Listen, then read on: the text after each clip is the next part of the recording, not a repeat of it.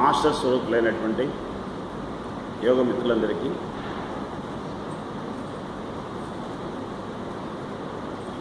దివ్య జీవన శుభోదయ శుభాకాంక్షలు. మనమంతా ఆకాంక్షలు అంటే కోరిక. మన మాస్టర్ గారి యొక్క ఆకాంక్ష, యోగం యొక్క లక్ష్యము దివ్య జీవనం అందరికీ అందించాలనేటువంటిది. ఈ దివ్య జీవనం అందరికీ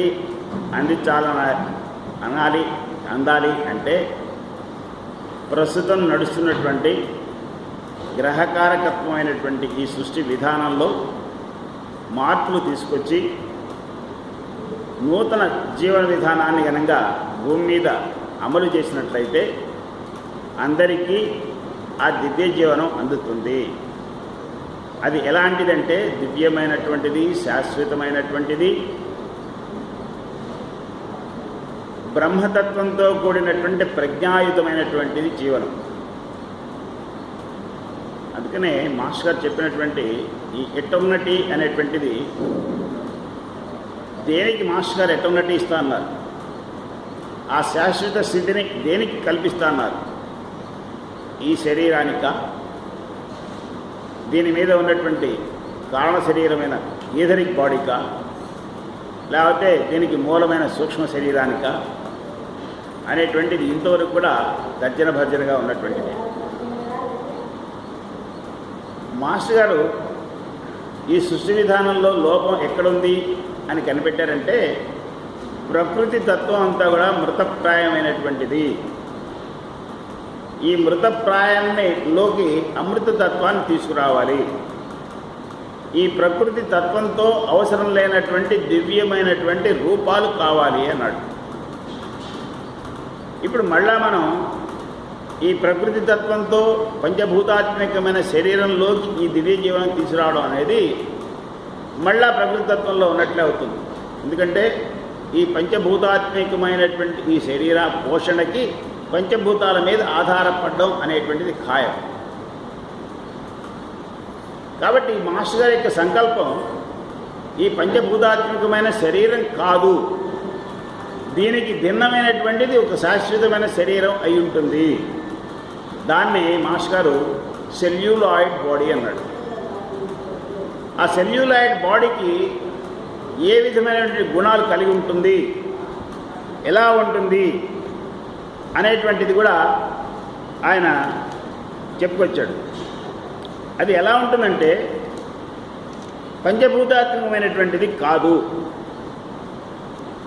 తర్వాత అది ట్రాన్స్పరెంట్గా అంటే పారదర్శకంగా ఉంటుంది.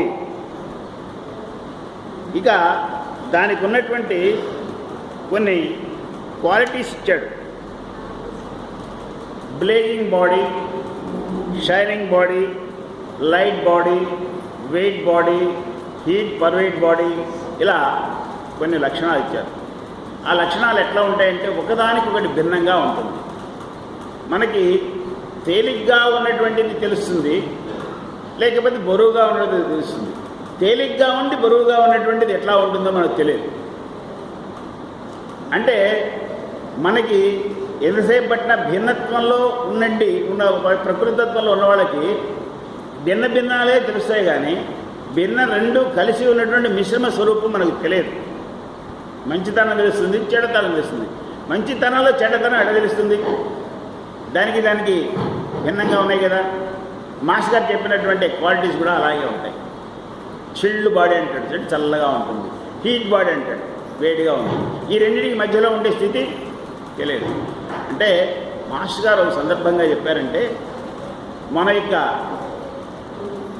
ఈ పరిణామ క్రమంలో మానవ శరీరం ఒక రూపం దిద్దుకుంది, కానీ ఇంకా దీంట్లో చాలా మార్పులు చేర్పులు చేయాల్సిన అవసరం ముందు ముందు పరిణామ క్రమంలో వచ్చేటువంటిది కూడా ఉంది. ఉదాహరణకి ఓం అనేటువంటి శబ్దము ఈ సృష్టికి మూలమైనటువంటిది. ఇప్పటికీ మన సైన్సిస్టులు ప్రయోగాత్మకంగా చూసినప్పుడు ఆ సూర్యమండలం నుంచి ఓం అనేటువంటి శబ్దాలు భూమి మీదకి ప్రకంపన వృత్తిగా వస్తున్నటువంటిది కనిపెట్టారు. అంటే మన వేద సంస్కృతిలో చెప్పినటువంటి ఓమిత్యేకాక్షరం బ్రహ్మ శబ్దం నుంచి ఈ యొక్క సృష్టి అంతా కూడా ప్రారంభమైంది అనేటువంటి దాన్ని ఇవాళ సైంటిస్టులు కూడా నిరూపించారు. అయితే మాస్టర్ గారు ఏం చెప్పారంటే ఓం అనేటువంటిది పరిపూర్ణమైనటువంటి శబ్దం కాదు. ఇప్పుడు ప్రస్తుతము మనకు ఏర్పడినటువంటి స్వరపేటిక పలకడం కోసం ఆ ఓం అనేటువంటిది మనం పెట్టుకున్నాం. ఉన్న శబ్దము దీనికి భిన్నంగా ఉంటుంది. అది ఎలా పలకాలి అంటే దానికి పలకడానికి మనకు సరైనటువంటి స్వరపేటిక అమర్చపడలేదు ఇంకా. అంటే ఈ ఉన్నటువంటి స్వరపేటికలో మార్పు వచ్చినప్పుడు ఆ శబ్దం పలకడానికి మనం అవకాశం ఉంటుంది. అది ఎలా ఉంటుంది అంటే పుట్టని బిడ్డకి పేరు ఎట్లా పెడతాం అన్నాడు మాస్టర్ గారు. అది ఎట్లా ఉంటుందో ప్రస్తుతం మనకు ఆ ప్రజ్ఞ లేదు. అది ఎలా ఉంటుంది అని నాకు తెలుసుకోవాలంటే అది ఏర్పడినప్పుడు తెలుస్తుంది. సో ఇట్లా మాస్టర్ గారు ఇచ్చినటువంటి కొన్ని సూచనల వల్ల ఏమవుతుందంటే ఈ శరీరం కాదు, ఈ శరీరం ద్వంద్వ స్థితిలో ఉన్నటువంటి ప్రకృతిలో ఉన్నటువంటి కాబట్టి దీన్ని కూడా ఈ పుట్టడం చావడం అనేటువంటిది దీనికి లక్షణాలు ఏర్పడ్డాయి. దీనిలో త్రిగుణములు సత్వ రజో తమో గుణాలు మన సృష్టి యావత్తు కూడా ఈ త్రిగుణాల నుంచే వచ్చినటువంటిది. దాన్ని ఇవాళ మనం సృష్టికర్త God, generator, organiser and developer, not destroyer కాదు, డెవలపర్. అంటే బ్రహ్మ విష్ణు మహేశ్వరులు ఒకళ్ళు సృష్టి చేసేవాళ్ళైతే, ఒకళ్ళు పోషకుడైతే, ఒకళ్ళు దాన్ని డెవలప్ చేసేటువంటి వాడు. అయితే ఈ విధానంలో కొంతవరకు మాత్రమే డెవలప్ అయ్యాం మనం. ఇప్పుడుకి మహేశ్వరుడు అన్నటువంటి వాడిని మనం ఏమనుకుంటామంటే ఎప్పుడు ఆయన యోగంలో ఉంటాడు, మనం ఆయన ఒక్కటే ముక్తికారకుడు, ఆయన మనల్ని ఈ యొక్క శరీరాలను కానీ మన మానవ జీవితాలు ఉద్ధరించడానికి ఆ పరమశివుడే, ఆ ఆదిదేవుడే మనకి రక్ష అన్నట్టుగా మనం ఇప్పటికీ మనం చెప్పుకుంటుంటాం. అది యథార్థం. అయితే వీళ్ళంతా ఈ సృష్టిలో కార్యక్రమాలు నడపడానికి నియంత్రించబడినటువంటి అధికార గణం. దీన్ని హెరార్కీ అంటాం అన్నమాట. అంటే ఈ సృష్టి విధానానికి ఒక నడపడానికి ఒక ఆర్గనైజింగ్ కమిటీ. సో వీళ్ళ కింద కొంతమంది ఇంకా ఉంటారు.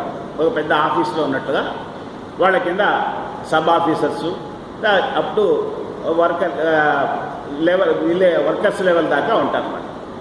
వీళ్ళు ఎవరి డ్యూటీ వాళ్ళు చేస్తూ ఉంటుంటారు. ఆ క్రమంలోనే ఈ సృష్టి మొత్తం కూడా గ్రహాలు, నక్షత్రాలు, రాసులు, తథాస్తు దేవతలు, పితృదేవతలు, ఋషులు వీళ్ళంతా కూడా ఈ వర్గానికి సంబంధించినటువంటి వాళ్ళే.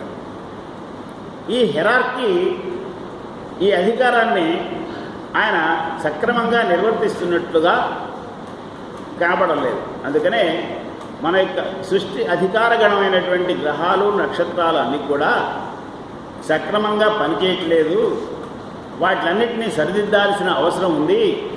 అప్పుడు కానీ ఈ రూపం ఏర్పడాల్సినటువంటి రూపం సక్రమంగా ఏర్పడుతుంది. ముందు ఈ శరీరాన్ని మనం పరిసే ముందుగా గ్రహాలని, నక్షత్రాలు అన్నింటికి కూడా సరైనటువంటి సిస్టమేటిక్ వర్క్ ఇవ్వడం అనేది జరగాలి అనేటువంటిది ఆయన సంకల్పం. దానిలో భాగంగానే మనకు గ్రహ రెగ్యులేషన్స్, శుక్ర రెగ్యులేషన్స్, శని రెగ్యులేషన్స్ అనే గ్రహాలన్నిటికీ, తర్వాత అట్లాగే రాశి రెగ్యులేషన్స్, తథాస్తు దేవత రెగ్యులేషన్స్, ఋషి రెగ్యులేషన్స్, గాడ్స్ రెగ్యులేషన్స్, ఇట్లా ఇవన్నీ. అంటే త్రిగుణంలో ఒకరికి వచ్చినటువంటి దేవతాగణాలకు కూడా త్రిగుణాలు అబ్బినాయి. ఈ గుణాలు లేకుండా ఏ పదార్థము సృష్టిలోకి రాలేదు. ప్రతి పదార్థానికి ఒక గుణం ఉంటుంది. దాన్ని స్వభావం అంటాం అన్నమాట. మనం కూడా ఈ శరీరాన్ని తీసుకున్నామంటే ఒక స్వభావంతో వస్తాం. దీన్ని స్వభావత్ అని మాస్టర్ గారు సంబోధించాడు. ఈ స్వభావం ఎలాంటిదంటే ఎవరికి పోలిక ఉండదు. ఎన్ని కోట్ల స్వభావాలు ఏర్పడినా ఏ స్వభావానికి ఆ స్వభావమే.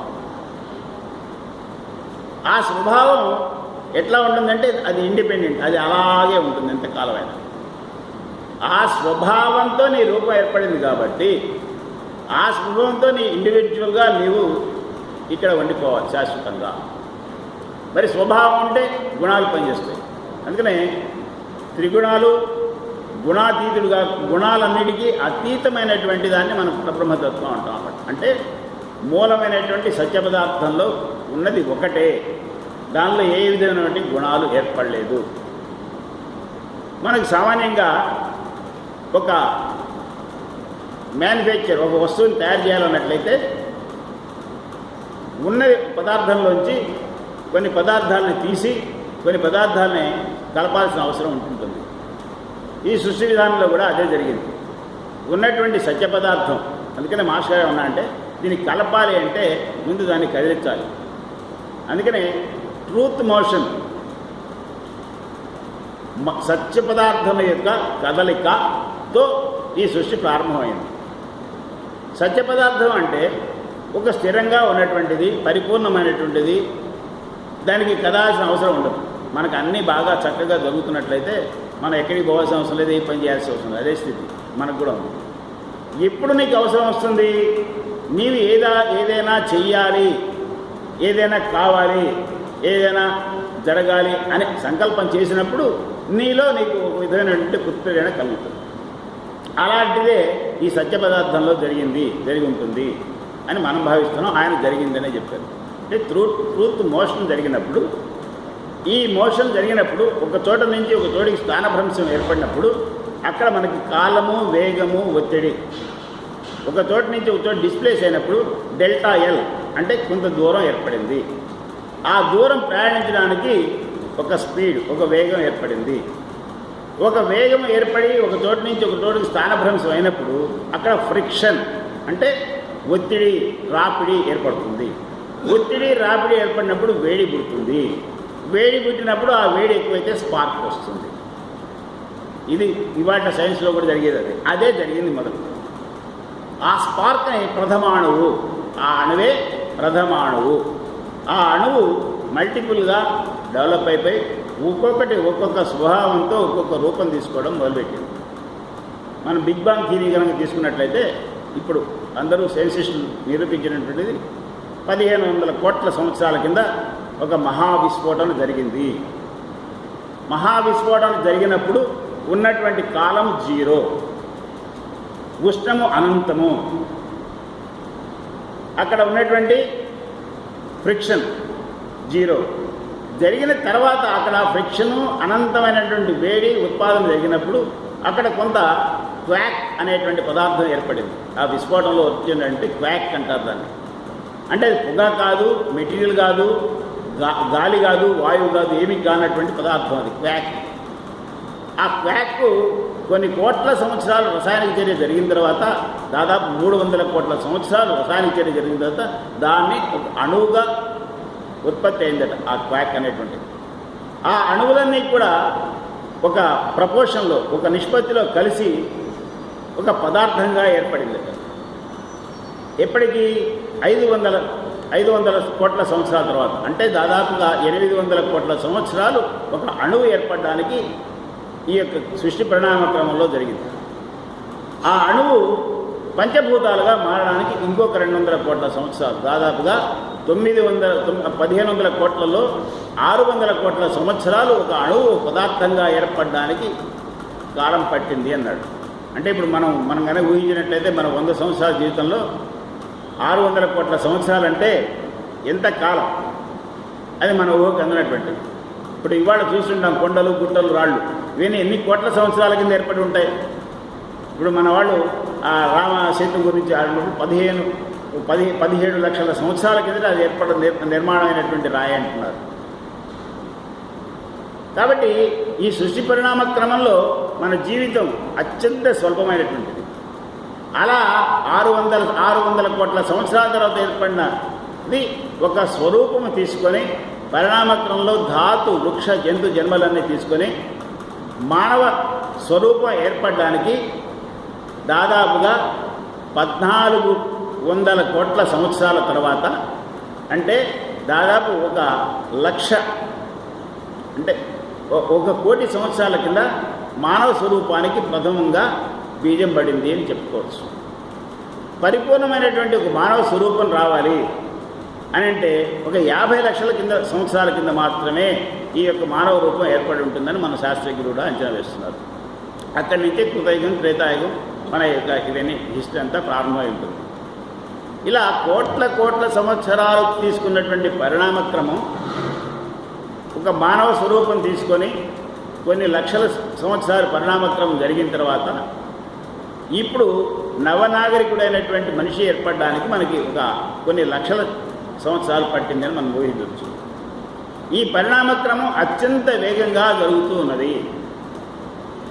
ఒక పాతరాతి యుగంలో ఉన్నటువంటి మనిషి ఇప్పుడు నవీన యుగంలోకి రావడానికి మనకి దాదాపుగా ఒక 50,000 సంవత్సరాలు పట్టిందనుకుందాం. వేలలోకి వచ్చింది అంటే కోట్ల సంవత్సరాలతో పరిణామక్రమంలో వచ్చినటువంటిది లక్షల సంవత్సరాల నుంచి 1000 సంవత్సరాలకు వచ్చింది. ఇక మనం కొంచెం ముందు తీసుకుంటే 6 లక్షల సంవత్సరాల కింద 6,000 సంవత్సరాల కింద సింధు నాగరికత ఏర్పడినటువంటి మనకు తెలుసు. ఆ సింధు నాగరికత ఏర్పడినప్పటికీ మానవుడు తెలివిగలవాడై తనకు కావాల్సిన వసతులన్నీ చేర్చుకునేటువంటి పరిస్థితిలో ఉన్నాడు. ఇప్పుడు ఆ పరిస్థితిని చూసుకుంటే ఇప్పుడు అత్యంత వేగంగా మనకి ఇవాళ ఉన్నటువంటి సైంటిఫిక్ నాలెడ్జ్ రేపటికి మారిపోతూ ఇవాళ తయారైన వస్తువు ఇంకో విధంగా మళ్ళీ తయారవుతూ అత్యంత వేగవంతంగా శాస్త్రీయంగా మనకు డెవలప్ అవుతుంది. మానవుడి యొక్క ప్రజ్ఞ కూడా అలాగే డెవలప్ అవుతుంది. అంటే సృష్టి పరిణామక్రమం చాలా వేగవంతం జరిగింది. ఇది ఎలా జరిగింది అంటే సృష్టి పరిణామక్రమంలో రావలసిన మార్పులన్నీ కూడా సహజంగానే జరుగుతూ వచ్చినాయి. ఇలా సహజంగా జరుగుతూ ఒక పరిపూర్ణ మానవుడు గనంగా ఏర్పడాలంటే ఇంకా కొన్ని లక్షల సంవత్సరాలు కోట్ల సంవత్సరాలు పట్టవచ్చు. మరి అప్పటిదాకా ఇప్పుడున్నటువంటి సృష్టి విధానం నడుస్తుందా? నడుస్తుంది. ఎప్పుడు నడుస్తుంది? ఇది సక్రమంగా ఏ విధమైనటువంటి మార్పులు ఏ విధంగా లోపాలు లేకుండా ఉన్నట్టే జరుగుతుంది. మరి ప్రస్తుత పరిస్థితి చూస్తాం. ఇప్పుడు ఆయన మద్రాసు నుంచి వచ్చారు, అక్కడ నీళ్లు దొరకట్లే. రోజు 2 కోట్ల లీటర్ల నీళ్లు రైల్వేల ట్యాంకర్లతో తెప్పించుకుంటుంటే అక్కడ మద్రాసులో ఉన్న వాళ్ళకి 8 వంతు వరకు మాత్రమే అందుతున్నాయట. అలా ఒక మద్రాసులో కాదు, భూమి మీద చాలా ప్రదేశాల్లో నీటి కొరత ఏర్పడుతున్నది. భూగర్భ జలాలు లోపలికి వెళ్ళిపోతున్నాయి. మనకి గ్లోబల్ హీటింగ్ అని భూమి యొక్క వాతావరణంలో వేడి పెరుగుతున్నది. ప్రతి పదార్థంలో కూడా కలుషితం అయిపోయి తినే పదార్థాలన్నీ కూడా విషతుల్యం అవుతున్నాయి. అంటే మనం దేని మీద ఆధారపడి ఈ శరీరాన్ని పోషించుకుంటున్నామో, పంచభూతాల మీద ఆధారపడి జీవిస్తున్నామో, ఆ పంచభూతాలన్నీ కూడా రాను రాను కలుషితమై కనుమరుగు అవుతున్నది. అంటే సృష్టి విధానంలో కూడా ధాతువులుగా వచ్చినటువంటిది వృక్షజాతిలోకి మార్పు చెందుతాయి. వృక్షజాతిలోకి వచ్చినవన్నీ జంతు జాతిలోకి మారుతాయి. జంతు జాతిలోకి పోయి మానవ వర్గానికి రావాలి. అంటే మిగిలినటువంటిది లాస్ట్ అండ్ ఫైనల్ మానవ వర్గమే మనకు మిగులుతుంది. ఇప్పటికే చాలా రకాలైన జీవరాశి నశించిపోయింది. చాలా రకాలైన మినరల్స్ కనపడకుండా వెళ్ళిపోయినాయి. చాలా రకాలైన వృక్ష సంపద కూడా పోయింది. ఇప్పుడు మనిషి జాతికి మనుషుల యొక్క జనాభా పెరుగుతూ ఉన్నది. ఇప్పుడు మనం భౌతికంగా ఆలోచించినప్పుడు జనాభా పెరిగిపోతున్నది. భూమి మీద కావాల్సిన వసతులు తరిగిపోతున్నాయి. ఈ జనాభా ఎలా పెరగాలి? దీనికి మనం ఎక్కువగా హెవీ ప్రోడక్ట్ తయారు చేయాలి. ఈ జనాల యొక్క పెరుగుదలని మనం ఘనంగా దీంతో మనం పోటీ పడాలంటే మనం ఉత్పత్తిని పెంచుకోవాలి. ఉత్పత్తిని పెంచాలి అంటే మనం దానికి నూతన పద్ధతులు వాడాలి. సో ఆ విధానంలో మనం ఏం చేస్తున్నామంటే ఉన్న వాటిలన్నింటినీ కలుషితం చేస్తూ ఉన్నాము. ఉత్పత్తి పెరగాలంటే దానికి ఏదో నూతన టెక్నాలజీ నూతన విధానం అమలుపరిచినప్పుడు దానిలోంచి కొన్ని విష పదార్థాలు ఏవొస్తాయో అవి స్టాగ్నేట్ అయిపోతున్నాయి భూమి మీద. ఇప్పుడు ఖగోళంలో కొన్ని లక్షల టన్నుల వ్యర్థ పదార్థాలు ఎగురుతూ ఉన్నాయి. ఇప్పుడు అది శాస్త్రజ్ఞులు చెప్పేది. అలాగే భూమిలో కొన్ని లక్షల వ్యర్థ పదార్థాలు మనం చేరుస్తున్నాం. ఇలా ప్రతిదీ మనకు అందుబాటుకు వచ్చి మన జీవన విధానానికి అవసరపడేటువంటి పదార్థాలన్నీ కూడా కనుమరుగవుతున్నాయి. కొన్ని విషతుల్యాలు అవుతున్నాయి. ఇప్పుడున్నటువంటి పరిస్థితులు చూస్తే ఇక రాబోయే 200 సంవత్సరాల్లో భూమి మీద జీవరాశి నివసించడానికి అనుకూలమైన పరిస్థితులు లేవని శాస్త్రజ్ఞులు కూడా చెప్తున్నారు. ఏం చేద్దామంటే ఇక్కడ కాకపోతే చంద్రమండలం మీదకి పోదాం, లేకపోతే బుధగ్రహం మీదకి పోదాం, మార్స్ దగ్గరికి వెళ్ళిపోదాం అనేటువంటి ప్రయత్నాలు చేస్తున్నారు. ఇంకా మీరు కొన్ని చూసే ఉంటారు, చంద్రమండలం మీద ఆల్రెడీ ప్లాటింగ్ చేసి అమ్మినటువంటి సంస్థలు కూడా ఉన్నాయి. ఇది ఇంత తక్కువ ప్రణాళిక నాకు అర్థం కావాలి. సృష్టి కార్యక్రమంలో ఒక సక్రమైన విధానం నడుస్తూ మనకు జీవనం మానవ జాతి భూమి మీద ఏర్పడి జరుగుతూ ఉంటే ఈ భూమి మీద నిలవలేని పరిస్థితి పోయి నువ్వు చంద్రమండలంలో ఉండగలుగుతావా? అది చంద్రమండలం మీదకి ఎంతమంది పోగలుగుతారు? అని పోయారు. కొన్ని కోట్ల సంవత్సరాల తర్వాత ఈ భూమిని పాడు చేసిన వాడు చంద్రమండలాన్ని పాడు చేయలేవా? ఆ తర్వాత పరిస్థితి మాస్టర్ గారు చెప్పిన దాని ప్రకారం మానవుడు భూమి మీదకి రాకముందు చంద్రమండలం మీద ఉండేవాడు అని చెప్పాడు. అంటే ఈ గ్రహాలు కూడా ఫిజికల్, యాస్ట్రల్, మెంటల్, బుద్ధిక్, నిర్వాణ, పరనిర్వాణ ఈ స్థితులన్నీ ఒక్కొక్కటి డెవలప్ అవుతూ మార్పు చెందుతూ వస్తుంటాయి. థియోసాఫికల్ సొసైటీ వాళ్ళు ఇచ్చినటువంటి ఆ డెఫినేషన్స్ ప్రకారం ఈ గ్రహాలు కూడా ఈ 7 స్థితుల్లో మారుతూ ఉంటుంటాయి కొన్ని కోట్ల సంవత్సరాల్లో. ఏదైతే భౌతిక స్థితిలో ఉంటుందో దాని మీద భౌతికమైనటువంటి శరీరాలు ఏర్పడతాయి. ఇప్పుడు సూర్యమండలంలో ఉన్నటువంటి వాటిల్లో పృథ్వీతత్వంతో కూడినటువంటి భూమి ఒక్కటే. ఈ భూమి మీద తక్కినవన్నీ కూడా కలిసి ఉంటాయి. అంటే పంచభూత తత్వాలు ఏవైతే ఎక్కువ క్వాంటిటీలో ఉంటుందో దాన్ని ఆ తత్వం కింద అనుకుంటాం. తక్కినవన్నీ కూడా ఉంటాయి. అంటే భూమి మీద మనకి పృథ్వీతత్వం, వాయుతత్వం, జలతత్వం అన్నీ కూడా పంచభూత తత్వాలు ఉన్నటువంటి చోట పంచభూతాత్మకమైన శరీరం ఏర్పడి దానిలో జీవుడు ఉంటున్నాడు. ఇది ఇంతకుముందు చంద్రమండలంలో ఉండేటువంటిది ఇదట మాస్టర్ గారు చెప్పిన దాని ప్రకారం. అంటే అక్కడ పరిస్థితులన్నీ మారిపోయి అది యాస్ట్రల్ స్టేట్కి వెళ్ళిపోయినప్పుడు దానిలో భౌతిక స్థితి ఉండడానికి అవకాశం లేదు.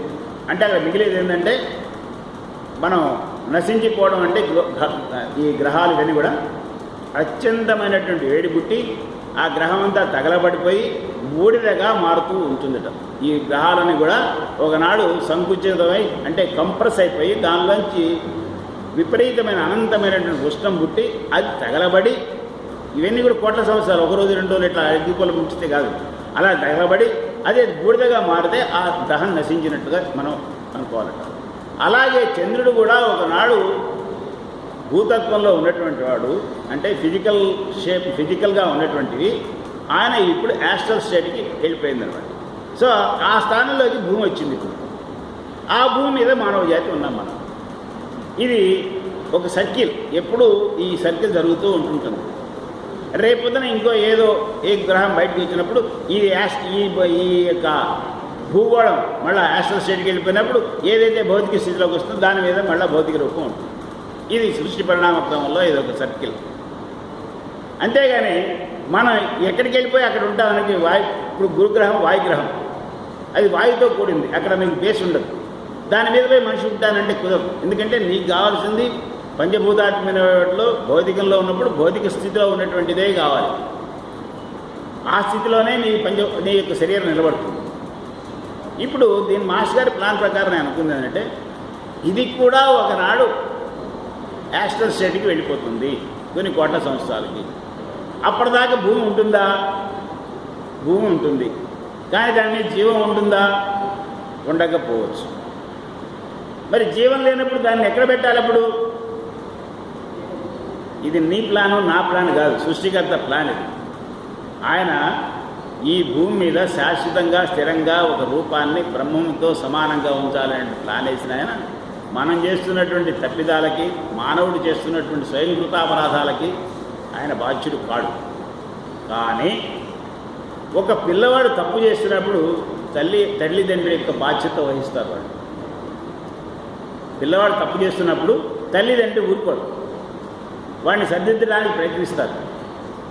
అలాంటి పరిస్థితి మాస్టర్ గారు భూమి మీదకి రావడానికి కారణం.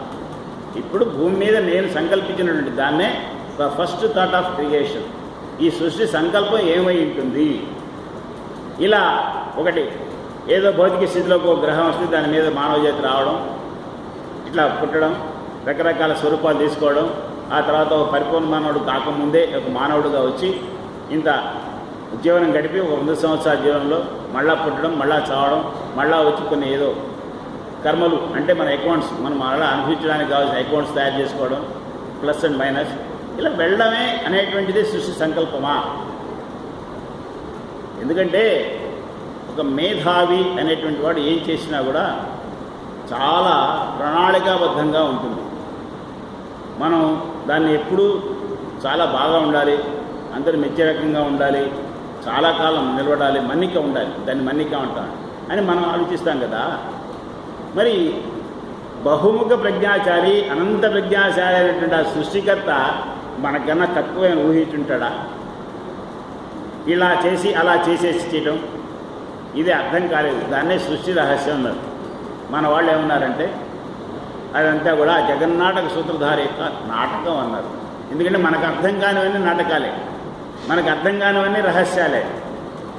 ఎందుకంటే మన ప్రజ్ఞ అంతగా ఎదగలేదు. అందుకనే మాస్టర్ గారు ఏం చేశారంటే ఇప్పుడు వీళ్ళందరి తెలివితేటలు పెంచాలి. ముందు ఏమిటి, మనం ఎందుకు జీవించాం, భూమి మీద ఎందుకు వచ్చాం, మనకి ఆ సృష్టికర్త యొక్క ప్రణాళిక ఏమిటి, ఇప్పుడు ఈ జన్మలు తీసుకొని మళ్ళా జన్మకు వస్తుంటాం, జన్మ యొక్క లక్ష్యం ఏమిటి, ఈ అనుబంధాలు ఏంటి, ఈ ప్రకృతితోటి ఈ మనతో ఉన్నటువంటి వాళ్ళందరితో అనుబంధాలు ఏంటి, ఇవన్నీ కూడా పరిణామక్రమంలో ఏం జరగబోతున్నది. మనం సామాన్యంగా ఆలోచించేటప్పుడే రేపటి గురించి ఆలోచిస్తామే, రేపు ఎట్ట జరగాలని. సృష్టికర్త మరి ఆలోచించి ఉండడా? దాన్ని తెలుసుకోవడమే, దాన్ని తెలుసుకోవాలని తపన పడడమే యోగము. ఒకసారి ఆ ప్రణాళిక ఏంటో నీకు అర్థమైతే ఆ ప్రణాళికను అమలు చేసుకోవడానికి నువ్వు చేతపడతావు. నాకు అంత తీరిక ఎక్కడుందండి, పుట్టిన తర్వాత చదువుకోవడం, ఏదో జీవనోపాధి ఎదుర్కోవడం, ఈ లోపల ఏదో రోగం రావడం, పిల్లల కింద సంపాదించి పెట్ట వెళ్ళిపోవడం, నాకు అంత తీరిక ఎక్కడుందని అంటాము. అది ఆయన కూడా అనుకున్నాడు ఎట్లా. ఎందుకంటే ఆయన నుంచి వచ్చిన వాళ్ళు కాబట్టి మనం ఏమనుకుంటాం ఆయనకు తెలుసు కాబట్టి, అబ్బాయి నేనే చేయడానికి వచ్చాను రా, నువ్వు ఎట్లా చేసుకోలేదు అని చెప్పేసి. అంటే తండ్రి అంటే పరమ దయాళువు, పరమ ప్రేమ ఉన్నటువంటి వాళ్ళనే మనం తల్లి తండ్రి అంటాం అన్నమాట. దీంట్లో తండ్రికి ఎక్కువ బాధ్యత ఉంటుంది. తల్లి అందరినీ పోషిస్తుంది, కావాల్సినటువంటి సమకూరుస్తుంది, కానీ ప్రేమ ఎక్కువగా ఉండేవారికంటే తండ్రికి అట్ట తల్లి కన్నా. కానీ తల్లి ప్రేమ బయటపడుతుంటుంది, తండ్రి ప్రేమ బయటపడుతుంది. మీరు ఎప్పుడైనా చాగంటి వారి ఉపన్యాసాలు వినండి. అత్యంత ప్రేమ స్వరూపుడేవాడంటే తండ్రి. అందుకనే మనం దేవతల్ని, మనకి ఏదైనా అవసరాలు అయితే దేవతలను కొలుస్తాం. ఆయన దయాదాక్షిణ్యాలు కావాలంటే మళ్ళీ పురుష స్వరూపంలో కొలుస్తాం, ఏ శివుడినో రాముడినో. ఎందుకంటే తండ్రి యొక్క ప్రేమ అది చెప్పడానికి వీలు లేనటువంటిది, అది బాహ్యపరచడానికి వల్ల కానటువంటిది. అలాంటి ప్రేమ స్వరూపుడు కాబట్టి మాస్టర్ గారు ఒక శరీరాన్ని తీసుకొని భూమి మీదకి రావాల్సిన అవసరం ఏర్పడింది. వచ్చినప్పుడు ఏం చెప్పాడు, మన పరిస్థితి ఆయన అంతా తెలుసు కాబట్టి, అబ్బాయి ఇప్పుడు ఉన్నటువంటి సృష్టి విధానంలో చాలా లోపాలు ఉన్నాయి, దానివల్ల నీ పరిస్థితి ఇట్లా ఉంది, దీన్నన్నీ చక్కదిద్ది నిన్ను నాతో సమానంగా చేయాలనేటువంటి ఒక ఉద్దేశంతో వచ్చాను. అది ఎలా ఉంటుందంటే దివ్యమైనటువంటి జీవనం, ఇట్లా అస్తవ్యస్తమైన జీవనం కాదు, దాన్ని మెరీ లైఫ్ అని మనం అన్నాం. అలాంటి జీవనం కావాలంటే మీరు నేను చెప్పినట్టు చేయాలి. నేను ఒక ప్రణాళిక ఏర్పరిచాను దీనికి. ఆ ప్రణాళిక ప్రకారం మీకు ఆ దివ్య జీవనం అందడం జరుగుతుంది.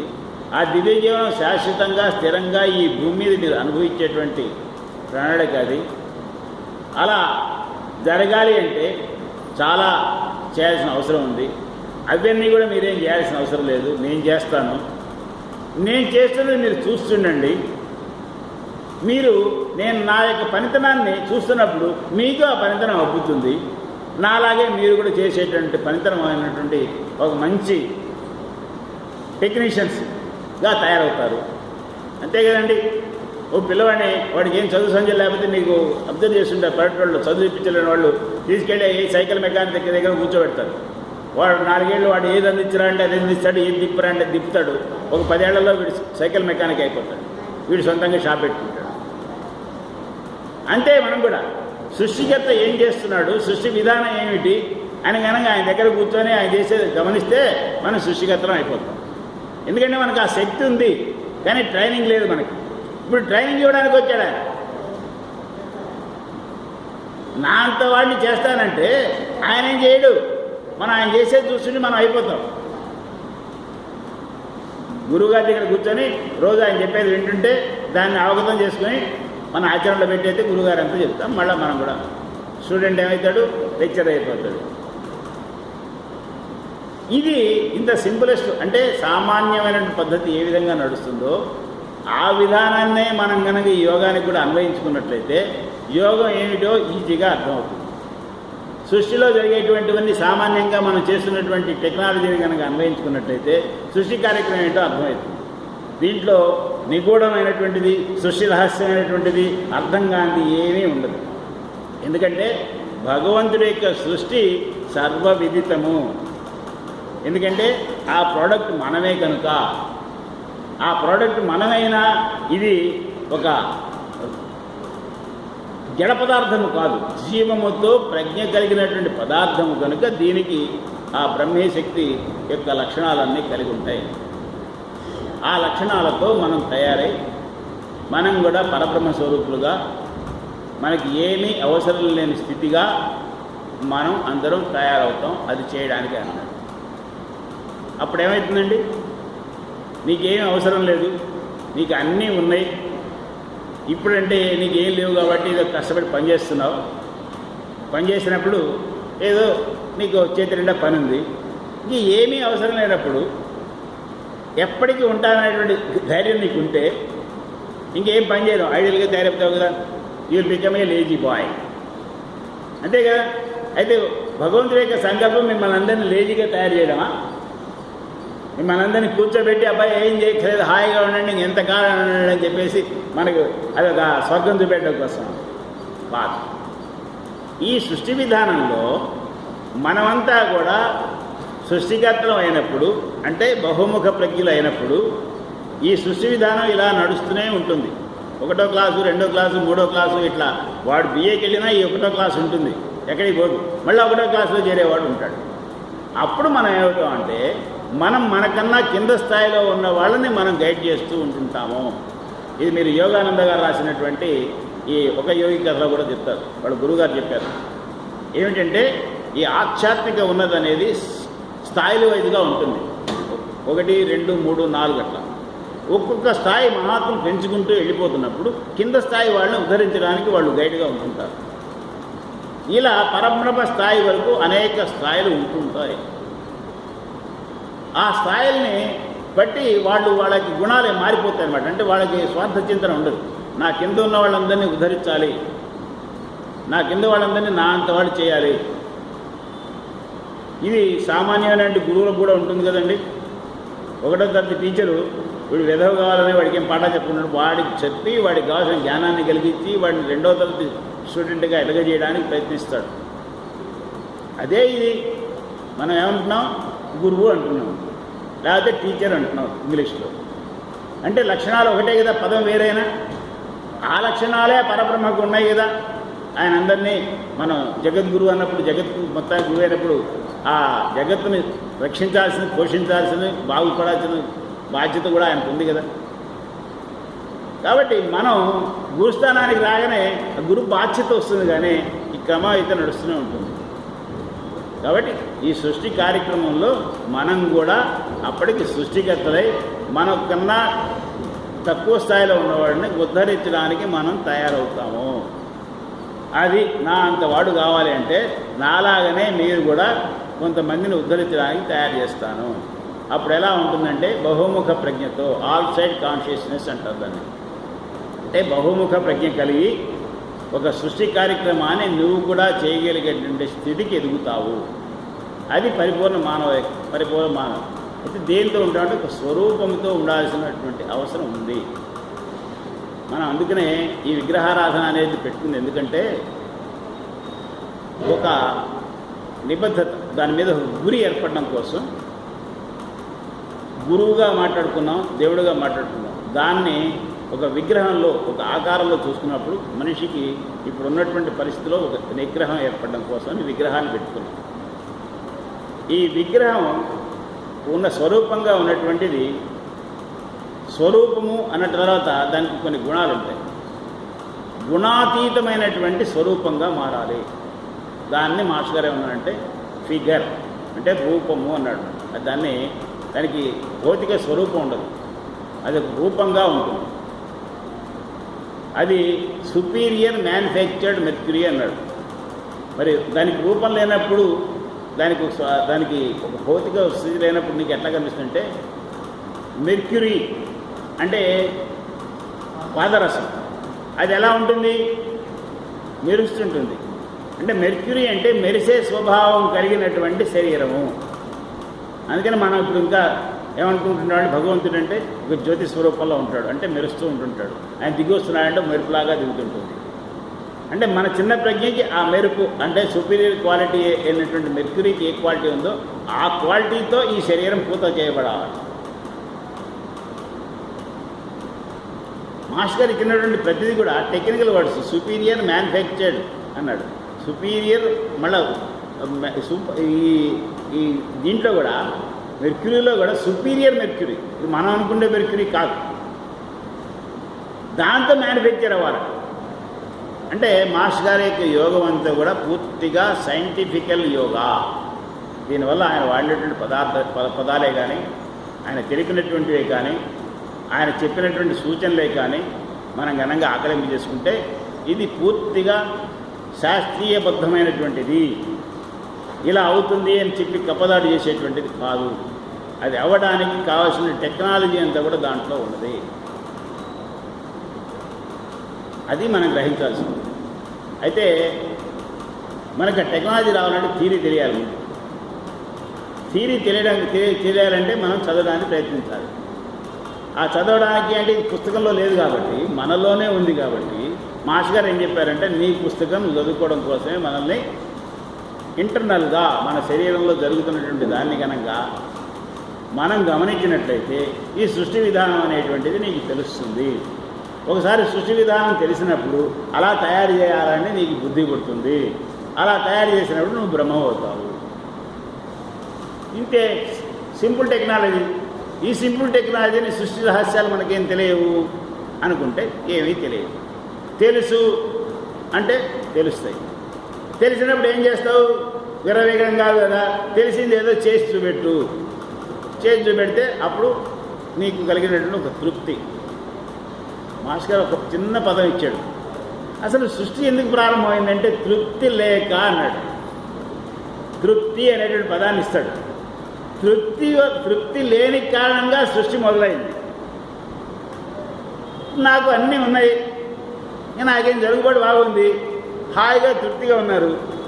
ఇంకేంటి నాకు నిరాకార నిరంజనం, నాకేంటి బ్రహ్మానంద స్థితిలో ఉంటాను. నాకు అది కావాలి అనుకున్నప్పుడే మొదలవుతుంది ఇంకా నీ ప్రయాణం. ఇల్లు మారుతున్నాం ఎందుకు? ఇప్పుడు ఈ శరీరం వదిలిపెట్టి ఆత్మ ఎందుకు వెళ్ళిపోతున్నది? ఈ శరీరంలో తోటి తృప్తి పట్టాల. దీంట్లో ఇది లోపాలు ఉన్నాయి, ఇది పనికి రాకుండా తయారవుతున్నది. 50 ఏళ్ళు వస్తే కాళ్ళు పనిచేయటం లేదు, కళ్ళు పనిచేయట్లేదు, చెవులు వినపట్టలేదు. ఈ పనికిరాని దాంతో నీకెందుకని అసంతృప్తి పొందుతున్నది ఆత్మ. కాబట్టి ఇవన్నీ ఉన్నటువంటి దానికి పోవాలని మళ్ళీ నెక్స్ట్ అంటే కోరిక. ఈ తృప్తి లేక ఒక చోటు నుంచి ఒక చోటుకి పోతుంది. మనం ఒక ఇంట్లో ఉన్నాము, ఆ ఇంట్లో అంతా పాడైపోయింది. ఇది చిన్న ఎగ్జాంపుల్. నేను అమెరికాలో ఉన్నప్పుడు 2009 ఒక ఆయన కాలిఫోర్నియా నుంచి ఫోన్ చేశాడు నాకు. నేను వాషింగ్టన్లో ఉన్నాను, చాలా దూరం. ఫోనే, మీరు శాస్త్రి గారైనా అడిగాడు. నా ఫోన్ నెంబర్ ఎక్కడ పడుతున్నాడు? అవునండి అన్న. మీరు యోగం ద్వారా రోగాలు తగ్గిస్తారట కదా అన్నాడు. తెలుగులోనే మాట్లాడుతున్నాడు. అంటే అదైతే అబద్ధం అండి, నా పేరైతే శాస్త్రి కానీ యోగంతో రోగాలు తగ్గుతాయి అనేటువంటి చేస్తున్నాననేది మాత్రం అబద్ధం. అసలు యోగం ద్వారా రోగాలు తగ్గవు, యోగం అనేది రోగం తగ్గడం కోసం కాదు అన్న. అదేంటండి అలా చెప్తారు? మీరు రోగాలు తగ్గిస్తారని నేను విన్నాను, మీ ఫోన్ నెంబర్ తీసుకొని మీకు ఫోన్ చేస్తున్నాను అన్నాడు. ఆయన ఎవరో చెప్తే నువ్వెట్లా నమ్మేవాయా? నేనైతే చెప్పట్లేదు కదా, నాకు కాదు, పెట్టేసేయమన్నా. కాదు సార్, మీతో మేము మాట్లాడాలి, నేను తెలుగు వాళ్ళం, మాది ఖమ్మం నుంచి వచ్చి ఇక్కడ సెటిల్ అయిపోయాం. దాదాపు 40 సంవత్సరాల కింద నేను వచ్చాను. మా పిల్లలంతా ఇక్కడే పుట్టారు, వాళ్ళంతా ఉద్యోగాలు చేస్తున్నారు. మేము పూర్తిగా అమెరికన్స్ని, కాబట్టి తెలుగు మర్చిపోలేదు, తెలుగు వారు అనగానే మీకు ఫోన్ చేశాను. సరే మంచిది, ఎంత ఎందుకు, నువ్వెవరు నాకు తెలియదు కదా, అసలు ఏం కావాలని ఫోన్ చేశాను? ఏం లేదండి, నేను ఇక్కడ రిటైర్డ్ అయిపోయాను, నాకు 62 సంవత్సరాలు. నాకు ఈ మధ్య మెడికల్ చెకప్లో క్యాన్సర్ అని వాళ్ళు డిక్లేర్ చేసేసారు. అప్పటికి ఈ క్యాన్సర్ ఎప్పుడో వచ్చిందట, అది చాలా చివరి స్థాయికి వచ్చిందని చెప్పారు పరీక్షలో. నాకేదో మెడిసిన్స్ ఇచ్చారు, అబ్బాయి ఈ మెడిసిన్స్ కూడా ఎక్కువ కాలం పనిచేయవు, ఏదో తాత్కాలికంగా ఇస్తున్నాం, ఒక 4-5 నెలలు నీ ఆయుర్దాయం ఉంటే ఉండొచ్చని నన్ను డెత్ సర్టిఫికేట్ కూడా ఆల్రెడీ డేట్ వేసి రాసి పెట్టారు. ఇది పరిస్థితి నాది. మీరు యోగం ద్వారా రోగాలు తగ్గిస్తారని నాకెవరో చెప్తే మా ఫ్రెండు మిమ్మల్ని ఫోన్ చేస్తున్నాను.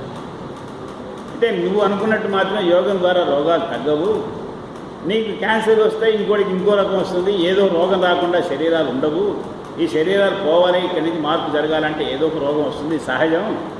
ఈ రోగం గురించి ప్రాణం పోతుందని భయపడేటైతే అందరికీ ఉన్నటువంటి భయమే అది. రేపు పొద్దున ఇంకోటికి వస్తుంది, ఇంకోటి వస్తుంది. మరణం అనేది తథ్యము. మన పూర్వీకులే దాన్ని నిర్ణయించాడు, జాతస్య మరణం ధ్రువం అని. దాని గురించి నాకల్లా ఫోన్ చేయాలయా, పెట్టేమన్నా. కాదండి మీరు ఏమైనా నాకు సలహా ఇవ్వాలి. ఆ విధానం చేస్తాను నేను.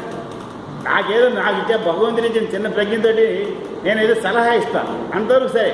అది పనిచేస్తుందో లేదో నేను చెప్పలేను. సలహాలు ఇవ్వడం అంటే తేలిక కదండి, ఆచరించడం కష్టం. సో నేను చెప్పిన సలహాని పాటించడం అనేది నీ బాధ్యత.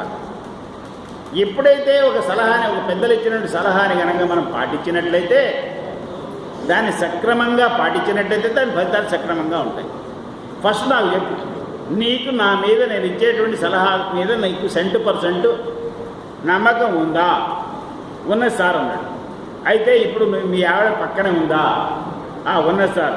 అయితే స్పీకర్లో పెట్టుకోను, ఆవిడ కూడా ఉండాలి, వినాలి చెప్పేటువంటి. నేను ఇచ్చే సలహా భార్యాభర్తలకి, ఇద్దరు కలిస్తేనే సృష్టి కార్యక్రమం. అంటే ఆవిడ ఫోన్లోకి వచ్చింది, నమస్కారం అన్నాడు. అమ్మ మీ ఆయన చచ్చిపోతానని భయపడుతున్నాడు 4 నెలల్లో, ఈ చావడం అనేది మామూలే కదా, దానికి ఎందుకు ఇంత కంగారు పడుతున్నారు మీ దంపతులు అంటే, అయ్యో అదేంటండి చావంటే భయం కదా, ఆయన పోతే నా పరిస్థితి ఏంటండి. సరే నిజం సహజంగా ఉంటుంది, మరి ఆయన ఏదో పాపం సలహా కావాలి, ఇంకా బతుకుదాం అనేటువంటి కోరికతో ఫోన్ చేశాడు. నేను కూడా ఏదో నాకు తోచింది చెప్దామని అనుకుంటున్నాను, కానీ నేను చెప్పిన సలహా మీరు పాటిస్తారని నమ్మకం నాకు కుదరాలి కదా. ఇప్పుడు మరి మీ భార్యాభర్తలు ఇద్దరు ఆ ప్రామిస్ చేస్తారా? మీరెవరో తెలియదు నాకు, ఫోన్లో ఉన్నాం, ఫోన్లో మాట్లాడుకుంటున్నాం. అంటే అదేంటండి మాకు ఆ ప్రాణం ఇస్తానని చెప్తే మేము ఎంతకైనా సిద్ధంగా ఉన్నాం, 100% మీరు చెప్పినట్టు మేము ఫాలో అవుతాం అన్నది. సరే మంచిదమ్మా, ఏమీ లేదు, మనమంతా కూడా ఈ జన్మకు వచ్చేసేసి ఈ శరీరం నాది అనుకున్నాం. దీనికి ఏదో చాలా మెరుగులు పెట్టుకుంటూ, కావాల్సిన తిండి పెట్టుకుంటూ దీన్ని బాగా పోషింపజేసాం, చాలా చక్కగా పని చేయించుకున్నాం. ఏ పని కావాలంటే అది మనం చేయించుకున్నాం. ఇది ఒక యంత్రం లాంటిది. ఈ యంత్రాల్లో అన్ని అరుగుదల జరగడం అనేది సహజం. అయితే ఒక్క భ్రమ పడుతున్నది ఏంటంటే, ఈ శరీరం నాది అనుకుంటున్నాం, కానీ ఇది నువ్వు తెచ్చుకున్నది కాదు, నువ్వు తయారు చేసుకున్నది కాదు, నువ్వు పోషించింది మాత్రమే. అంటే ఈ శరీరం వేరే వాడిది ఎవడిదో. ఇప్పుడు నువ్వు ఉంటున్నావు కాబట్టి నీది అనుకుంటున్నావు. ఇది నీ అద్దె ఇల్లు. ఈ అద్దె ఇంట్లో ఉండి నీవు నాది అనుకోవడం మొదటి భ్రమ. అయితే మనం ఒక ఉదాహరణ తీసుకోవాలి. మీరు ఒక అద్దె ఇంట్లో ఉన్నారు, ఆ అద్దె ఇల్లంతా పాడైపోయింది, డ్రైనేజీలు క్లోజ్ అయిపోయినాయి, ట్యాప్ వాటర్ రావడం లేదు, నేలంతా పగిలిపోయింది, ఉండడానికి అవకాశం లేదు. అదే పరిస్థితి మీ ఆయనకి. మీ ఆయనకి ఇచ్చినట్టు భగవంతుడు ఇచ్చినటువంటి అద్దె ఇల్లు ఏదైతే ఉందో అది పనికి రాకుండా తయారైపోయింది. అప్పుడు ఆయన ఏమంటున్నాడు, ఆయనకేం పరిస్థితి? ఆయన కట్టించి నీకు ఉండమని ఇచ్చాడు, నువ్వు పాడు చేసుకోమన్నవాడు చెప్పాడండి. కాబట్టి దాంట్లో ఉన్నవాడు వెళ్ళిపోతాడు, అంతే కదా. మీరు ఖాళీ చేసినట్టే వాడు ఉన్నవాడు వెళ్ళిపోతాడు. మరి తప్పదు కదా. అదేంటండి ఇంత తేలిగ్గా ఏదో సామాన్యంగా చెప్తున్నారు, కానీ ఇంకా దాని సామాన్యాన్ని ఇంకా మంచిగా ఆలోచిద్దాం. మనం ఒక అద్దె ఇంట్లో ఉన్నప్పుడు, ఆ ఇల్లు మంది కానప్పుడు, మంది అద్దె కదా, మరి పాడైపోయినప్పుడు ఖాళీ చేయబోయే ముందు ఒకసారి ఓనర్కి చెప్పాలి కదమ్మా, అయ్యా మీ ఇల్లు పాడైపోయింది, మేము ఉండడానికి వీలు లేకపోయింది, అందుకని వెళ్ళిపోతున్నామని చెప్పాలి కదా. ఇప్పుడు అట్లాగే ఈ ఇల్లు మనకి ఇచ్చిన ఇల్లు పాడైపోయినప్పుడు మీరు ఓనర్కి చెప్పుకోవచ్చు కదా ఒకసారి, మీ ఇల్లు పాడైపోయిందండి, మరి డాక్టర్ గారు క్యాన్సర్ వచ్చి నువ్వు పోతావని అంటున్నాడు, మరి ఏం చేయాలి నేనని ఆ ఓనర్కి చెప్పుకోవచ్చు. అదేంటండి మీరు ఏదో అంత కథ చెప్పినట్టు చెప్తున్నారు, ఆ ఓనర్ ఎక్కడ ఉంటాడండి దీనికి? అట్లేం కాదు, ఆ ఓనర్ అడ్రస్ నా దగ్గర ఉందమ్మా, మరి ఆ అడ్రస్ ప్రకారంగా